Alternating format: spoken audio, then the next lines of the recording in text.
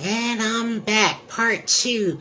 Just in case anybody was watching, had questions, um, talking about uh, daily routines, what works for each one of us. And Martin did say he had to leave, so I'm okay with that.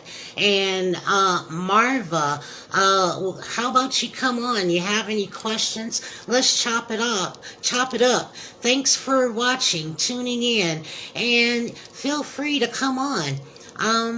I'm okay with that. I'd like to meet you and to see if you have any questions, comments, or concerns. Feel free to come on. I'll give everybody a minute. Um, Let me see if I can send you an invite, or what you can do is request. I think it's like the little person in the lower. Let me see if I can invite you.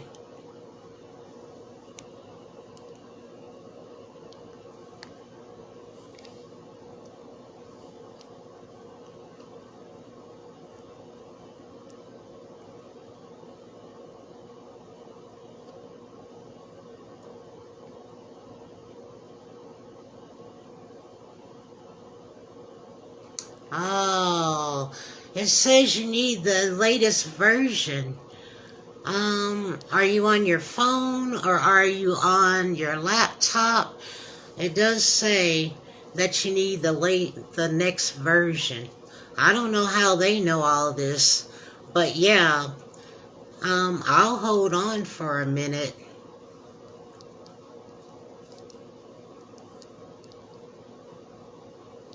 Yeah, everybody. So, again, talking about the different foods, like I said, okay, I'll wait for you. Like I said, couscous is one of my favorites. I love mushrooms. And because I was allergic to so much, I am uh, not, I guess you can say a creature of habit, but I am a vegetable person. My meats, I've always been a chicken eater. That's my birthmark, by the way. And so I love all kinds of different chicken, I love curry chicken. I love chicken. Anyway, pretty much any way you prepare it, I'm okay with it. I do eat rice. I like wild rice with the grains, but I will eat brown rice, white rice, because and vegetables. That's my go-to. So chicken, broccoli, rice. Uh, I like couscous. I like tabbouleh. Okay, let me try again. I see Marva. Thank you so much.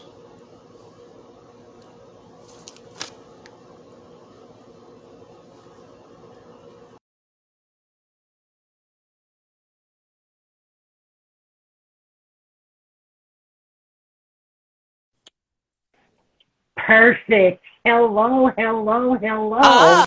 Hi. How are you? Nice to meet you. Nice. Tell me about yourself. Oh boy. Where do I start? Well, Okay.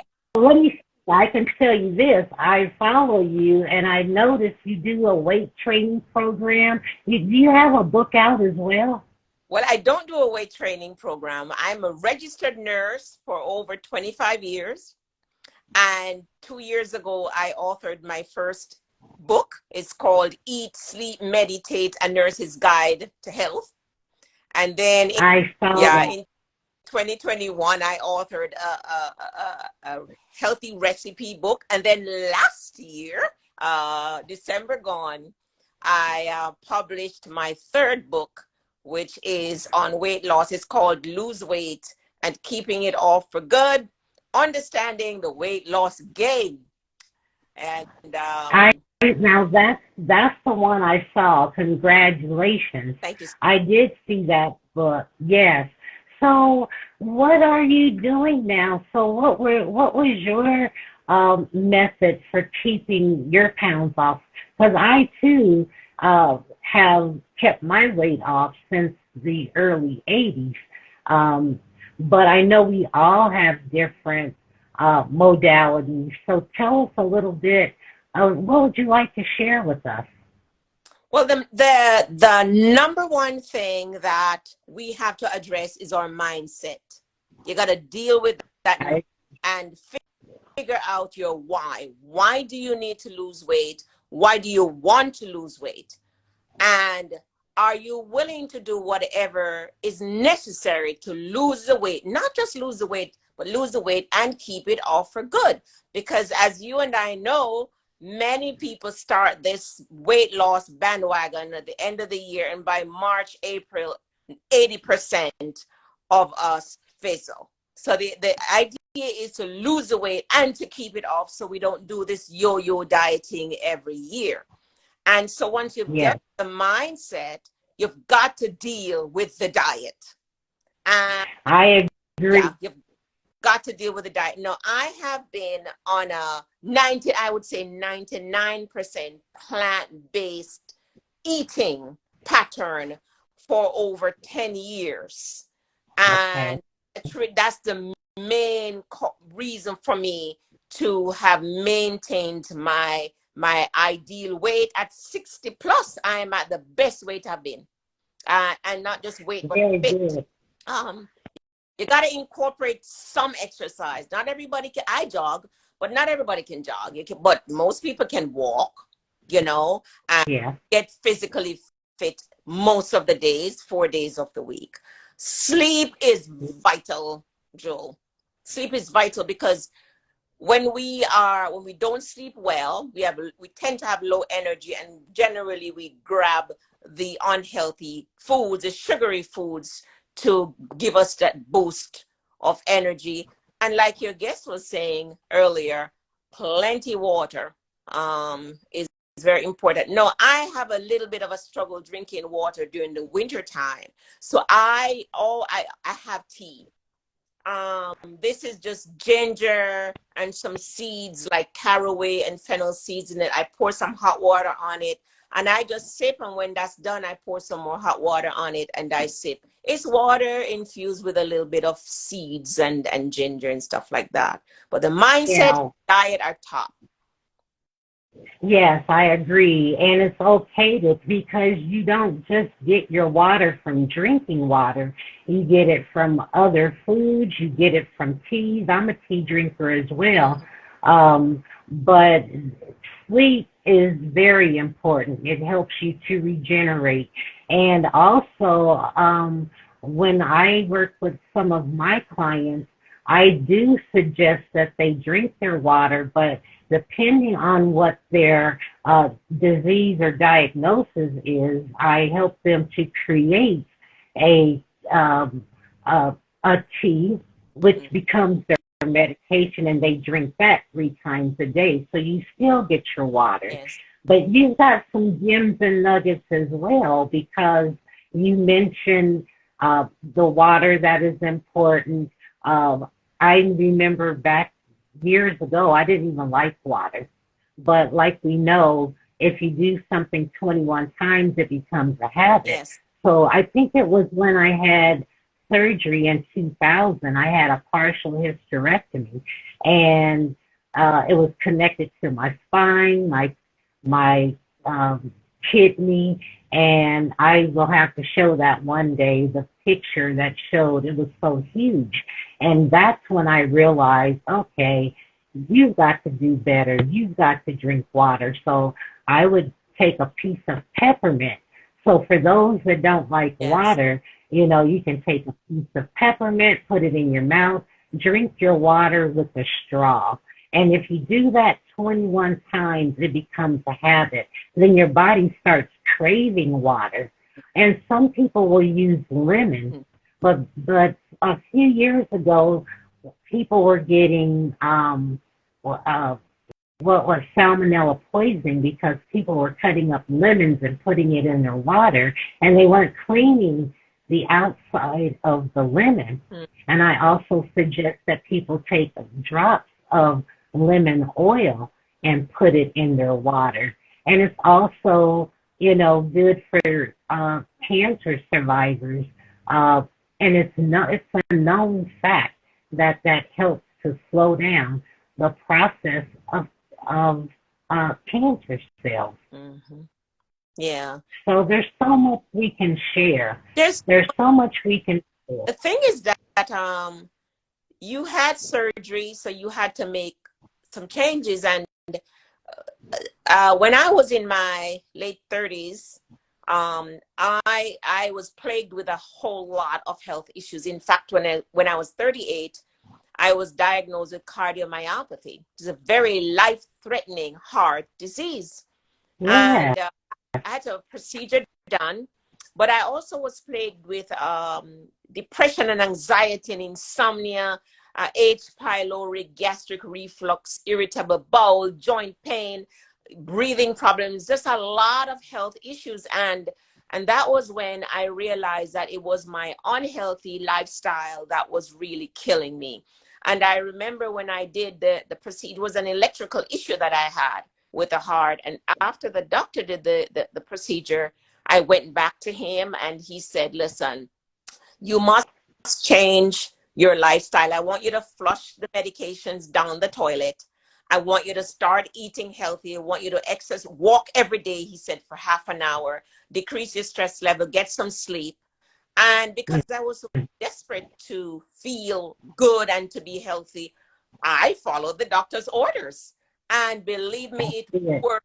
I am 60 years old, Jill, and I have no health issues. And I have the most energy that I've ever had. I've never been able to jog before.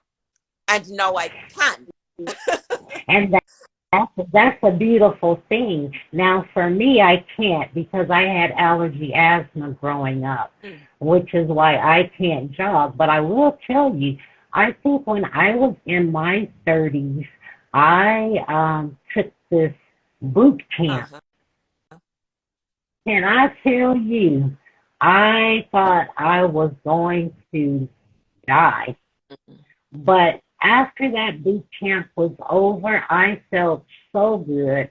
My lungs were clear. And I didn't even get to take PE until I was in the 11th grade. I was walking around with a medihaler since the time I was probably, I think, 7 or 8 years old until I graduated from high school. And that's when I started making changes, healthy choices. And here it is, years later, I have sustained myself. So, like all these people are learning different things. I've been living my life like this since I was a kid. My mother was the one that kept me from when I had asthma attacks. She used this big uh, uh, steamer and Vicks, and I sweat to death, and I'd have to sit up. I couldn't lay down, and you know, so all these things. And along the way, that's how I learned to eat healthy. Because of allergies, when I would spend the night with different people, I'd always have to say, "What are you eating?" I couldn't have peanut butter and jelly sandwiches, no tomatoes. So all my life I've been adjusting and haven't had an asthma attack in over 30 years. Well, So this is why. interesting that you talk about the allergy because that's something I did not mention. I forgot to mention. I too had severe allergic issues about 11 years ago where not only was I severely allergic to foods, the only thing that I could consume was a specific type of sweet potato called boniato and a specific pure Okay. water, brand of purified water. Everything else made me deathly sick. I would have shortness of breath, headaches, lightheadedness, joint pain, pustules and hives all over my body. And I dropped from a size 8 to a size 0 because I just could not eat. And Wow. I didn't want to do conventional medicine because I was a critical care nurse and I knew that what they were going to give me was steroids and Benadryl. And I did not want that because I knew it was a Band-Aid. So after I did a lot of research, actually a medical doctor that I knew very well introduced me to this alternative treatment called NATE, where they use tapping treatments to help your body, to clear your body's energy path and help your body to heal itself. And so gradually, it took about 3 years for them to clear most of the things I was allergic to. Even I couldn't wear lipstick, makeup, couldn't shampoo my hair, no toothbrush, no toothpaste, no deodorant, none of that. I could not use. So I'm well aware and familiar with the severe the illnesses that allergies. It's not a simple, it's not anything to be taken lightly, allergies. No, not at all. And I know a lot of people used to think, oh, she's putting on this, that, and the third. No, I wasn't. I was allergic to a lot. I couldn't have chocolate. I couldn't have tomatoes. I couldn't have green beans. There's so many things that I could not have. Yes. But as I grew up, and I used to get shots every week. But when I turned 18, back in those times, the insurance stopped because your parents, I think they couldn't cover you after the age of 18. But wait a minute, let me ask you something. So your cardiac problems, did they put you on a cardiac diet, or did they just, what were you eating before you started making your changes in life? I'm from Jamaica. We kind of grew up on white rice and meat, even though our foreparents didn't eat those things, like my grandfathers, they ate the roots, the pumpkin, the potato, the malanga things. But in my time, we kind of grew up on white rice and meat. And I was talking to my sister this morning. I said, we only had a little salad on Sunday with Sunday dinner. We never ate vegetable, even though the vegetable that was there, the broccoli, not broccoli, but the cabbage and the carrot, they were there. But we didn't know any better. We didn't know that we needed to eat salads, and we ate the fruits, but we didn't know that we would eat salads and eat healthy. So I would cook, and I thought I was providing healthy foods to my family by eating this white rice and chicken and gravy and that kind of thing. So I gained a lot of weight even after I had my children. I wasn't obese, but I was overweight. And also I was very stressed out, Joel, because I was a critical care nurse and raising 2 children, and I had a husband. I was extremely stressed. So I just wasn't taking care of myself. And and there's a history of cardiac issue in my family anyway.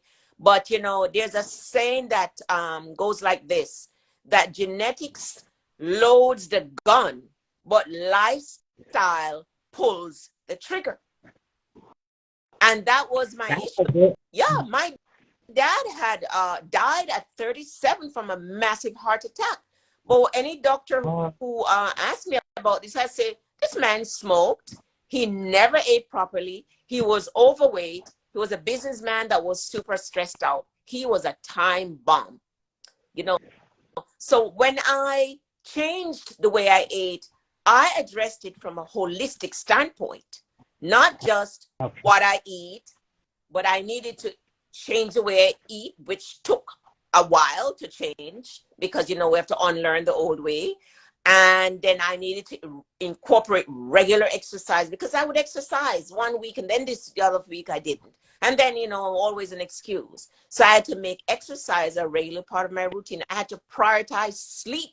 So that I have a set time to go to bed, and then I wake up in a set time to wake up in the morning, whether it's 10 o'clock, 11, a set time to go to bed, set time to wake up. I had to make an effort to reduce my stress level by learning meditation and journaling and things like that. And get involved in nature, enjoy the birds, listening to the birds, just a holistic approach.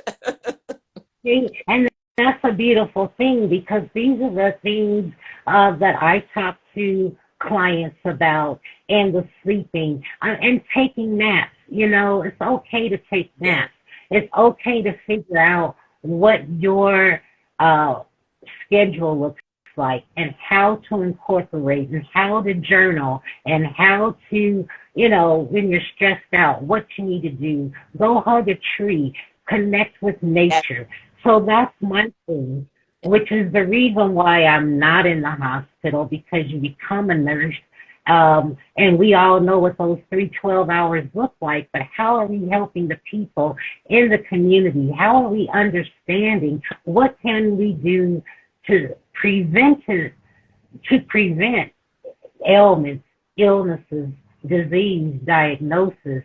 So I'm more along the preventative side, but working with people, and I have I guess you can say, a twist to my approach. And that's why I like working with people who are coachable, who want to make healthy choices, because now is the time to get in alignment. Now is the time to make healthy choices, understand what you're eating, learn how to put different fruits and vegetables together. And people are like, who eats like that? And who wants to do this? I've even been told, oh, I don't want to die healthy, But the thing is, who's going to take care of you if you're not healthy? The thing you is, see, so many thousands and thousands of people, 20s, 30s, 40s, 50s, 60s, 70s, are dying prematurely every day because of poor life. yeah, Does our listener want to be one of that part of that statistic? Do you want to be 35 and in the hospital because you can't breathe? And right, rather than having fun, be out there at the doctor's office. That's what was happening to me at 38. I was the youngest one in the doctor's office with a bunch wow, of older people that could be my grandmother. I was sick, and that's what I see. I live in the United States. I live in the South, and morbid obesity is a crisis here. When yes, folks can't walk, and every single day I hear of someone in my community, a young person in their 40s, 30s, 40s, and 50s, who has died because of heart disease or diabetes or kidney disease or liver disease or cancer, and that are related to our lifestyle, what we eat and what we don't eat. Processed food, for example, processed meat, according to the World Health Organization and the American Cancer Society, is type 1 carcinogenic. It doesn't mean that it may cause cancer. It means that as sure as we know that cigarette smoking causes cancer, is as sure as they know that processed meat causes cancer. Do you want to be a victim of cancer, of kidney disease, of heart disease, of diabetes, of high blood pressure, or you can't walk around, you can't enjoy yourself, can't take care of your family? No. Which means you're willing to make some changes and unlearn the unhealthy way of eating and learn a new way of eating. For example, the recipes that I have in my book and that I whip up every day in my home is very tasty, very delicious. So you can make your food tasty. It doesn't have to be bland without any flavor. That is not about that. No, and if people use the spices, see, that's something they don't get either. We eat spices every day, but they don't understand that the spices are also medicinal. Right. So people are just now learning about cumin and, cilantro. Even cilantro is good for mental health. Yes. People are just now starting to use, they're putting it on their face. What am I trying to say? It's the yellow spice, but cilantro, turmeric. Oh there you go. That's medicine. That is so. It helps with inflammation. Yeah. And it has antioxidants. It's medicine. You know what I mean? Yeah. If folks have, say, arthritic pain, for example, rather than be taking aspirin and ibuprofen and those drugs that have so many negative side effects, one could incorporate some cumin, some turmeric in your diet. You know what I mean? Or like you put it on your body. And for those that Our people say it different. You say turmeric, some people say turmeric, but it's the same thing because you can even sip it as a tea.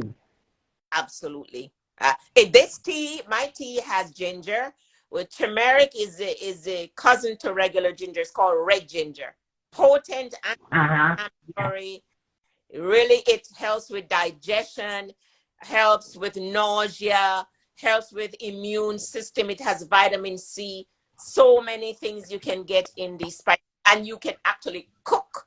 You can chop up the turmeric root and the ginger root, Yeah. cook with it, or those people who love Jamaican curry, it's the turmeric I do. in that curry. I do. I love it, and I've learned, but some of it I had to introduce myself to it a little at a time Yeah, because some of the spices I was like, nope, I can't yeah, do that. And then just like masala, chicken masala. I at first I was like, nope, but now my body craves some of those spices, and that's how I know it's medicinal because your body knows what it yeah. needs. And there was something else she had mentioned, and I was going to say my lighting keeps changing because we had snow here, and Where I are closed. I'm in Oh, Colorado.